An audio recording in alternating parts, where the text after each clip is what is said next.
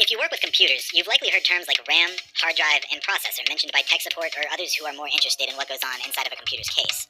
If you've always wondered what the various components of your computer are for, but have never really had the time to look into it, then this video is just for you. While each one of these components is complex enough to spend a lifetime learning about, I'm going to give a very broad and general overview. A typical desktop computer comes down to these 7 essential parts: case, power supply, motherboard, CPU, RAM, hard drive, and graphics cards. These are the fundamental parts of any desktop computer. It may seem daunting at first, so let's separate these into 2 categories: simple ones and the more complex ones. For starters, let's look at the case. The case is nothing more than a big hunk of plastic that houses everything else.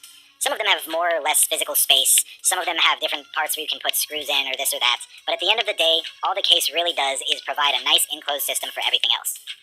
Next up, we have the power supply. This part of your computer, almost always located on the bottom, is the part that plugs into the wall and provides all of the other parts with the electricity needed to do their thing.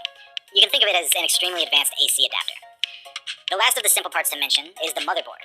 The motherboard is a wide and flat circuit board that all of the other components plug into. It's the part that lets all of these components send electrical currents, composing data, between each other. While not particularly expensive, the motherboard is arguably the most important component because without it, you'd have nowhere to put anything else. So that's it for the simple components. Now let's move on to the more complex parts, the ones that deal with data. The 4 main components to keep in mind here are CPU, RAM, hard drive, and graphics card. Now first things first, I'm going to establish some terminology. Keep in mind that CPU is also known as the Central Processing Unit, or processor. These terms all refer to the same thing. They are completely interchangeable. RAM stands for Random Access Memory, and is often referred to as just memory. A hard drive is often referred to as a disk drive or storage, and a graphics card is also known as a GPU, or Graphics Processing Unit. For this explanation, I'll be using the terms CPU, RAM, hard drive, and graphics card. So let's start with the CPU. The CPU is where your computer does things. It isn't really capable of storing very much data at all, but it's very good at doing things with data.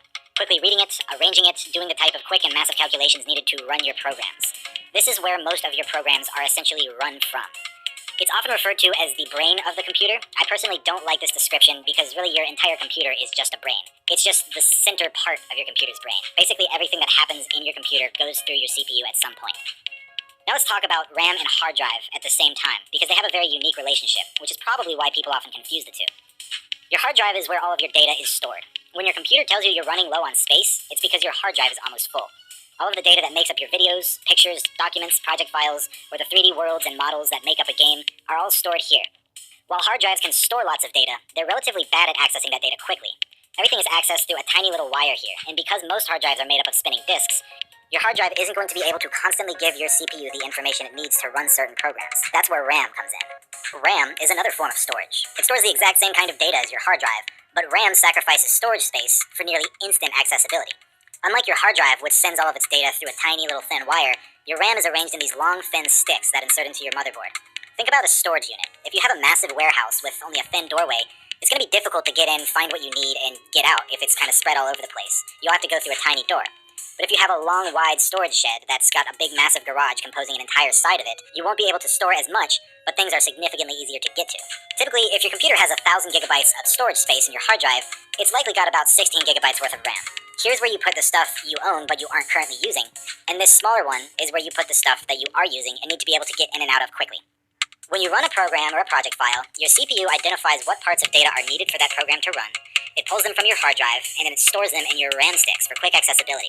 This is why when you start a new level of a game, for instance, it has to load. Anytime you see loading, it's loading the data that composes that level from your bulky hard drive into your RAM. From a user's perspective, just follow this rule of thumb. RAM allows you to run intensive programs, while disk space allows you to have more of these programs installed. It also allows you to have more of the data they're referencing, whether it be pictures, videos, or mods. And finally, we get to the graphics card. With all of the calculations going on in your computer to turn a bunch of numbers that basically come down to ones and zeros into a constantly updated 3-dimensional world, the final and most important and arguably most difficult step is to display that on your monitor. It's possible for your motherboard to do this alone, but it's not going to look good, and it's certainly not going to be able to do much.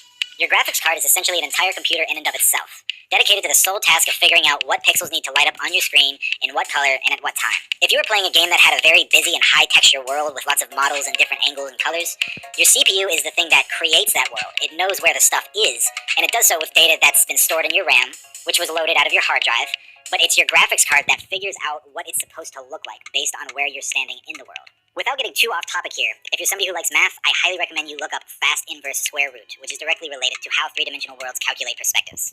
So that pretty much sums it up. There are other components worth mentioning, such as cooling systems or internal wireless cards, but really those are extras.